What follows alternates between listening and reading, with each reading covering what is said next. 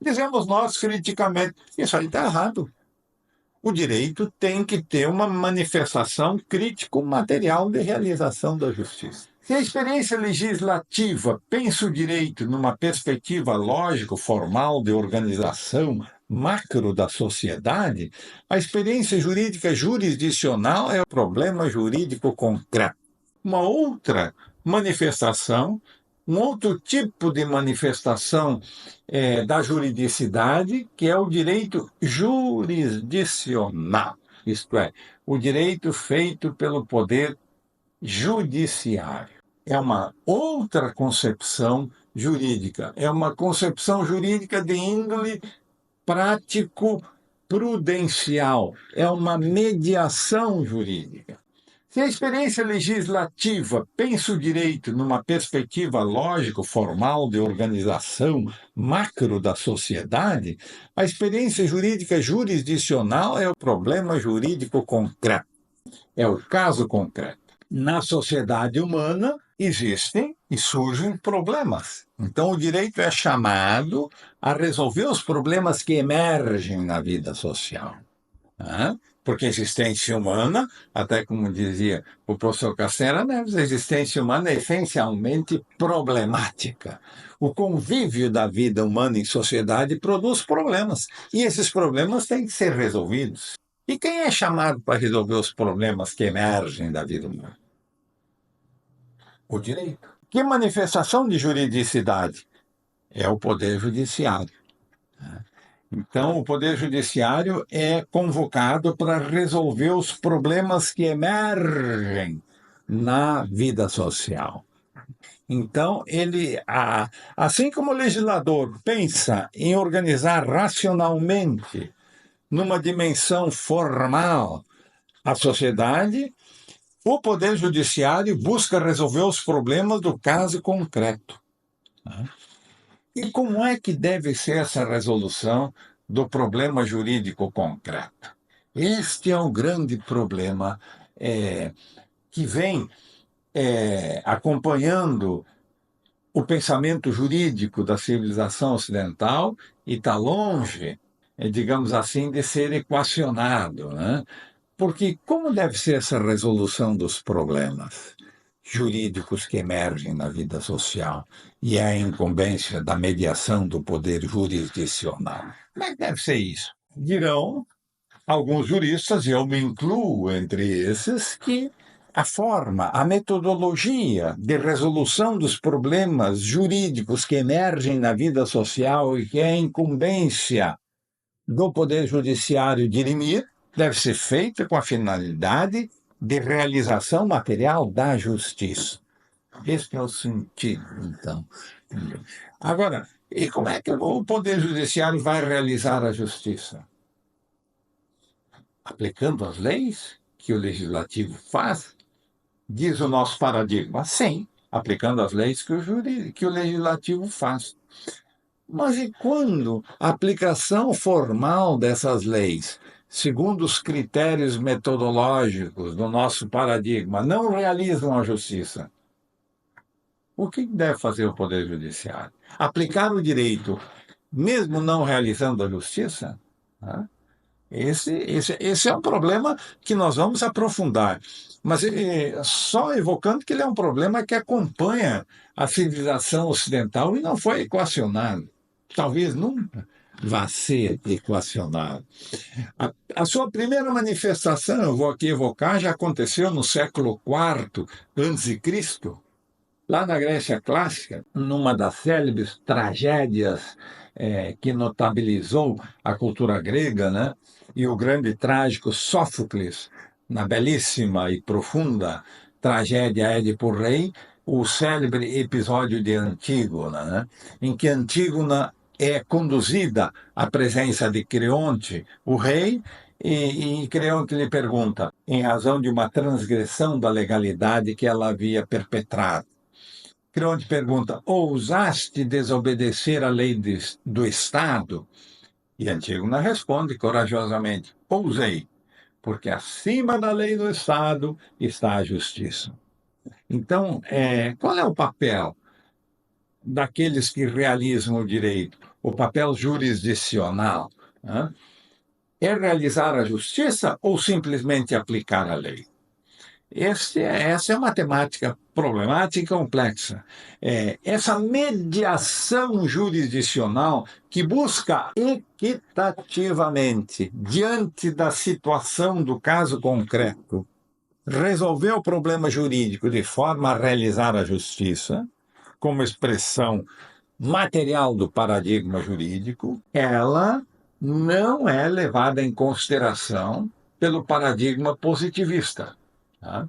Porque pelo paradigma positivista que se instituiu no século XIX e que hoje ainda é, digamos assim, dominante, eu até citei aqui Montesquieu e cito ele de novo, Montesquieu, um dos grandes artífices teóricos desse paradigma, que é o positivismo jurídico legalista, Montesquieu diz, juge et la bouche de loi.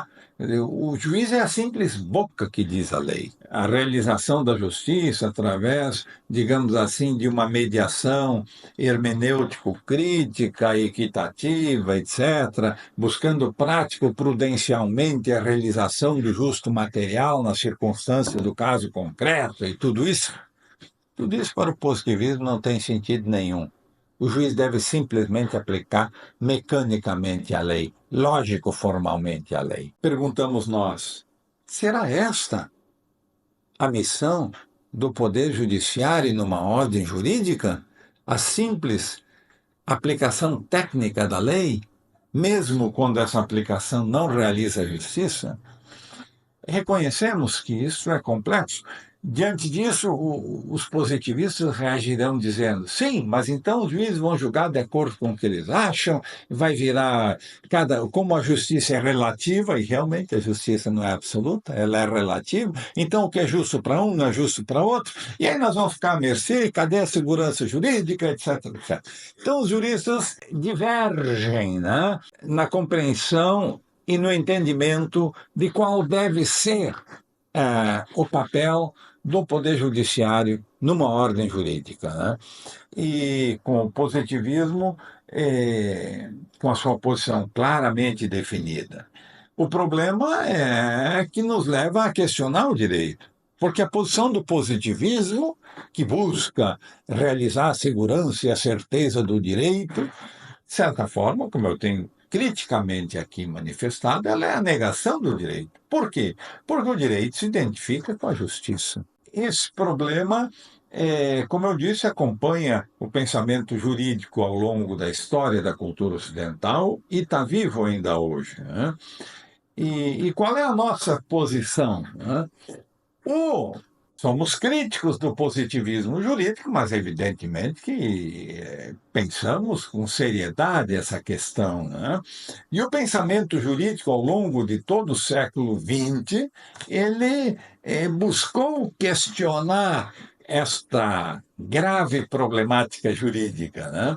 E então, nesse contexto, nós nos inserimos, né? E procuraremos trazer alguma luz crítica dessa relação entre como deve ser a relação entre o poder legislativo e o poder judiciário, isto é, como deve ser a realização do direito no contexto de uma ordem jurídica. Isso nos leva diretamente a refletir o sentido do direito.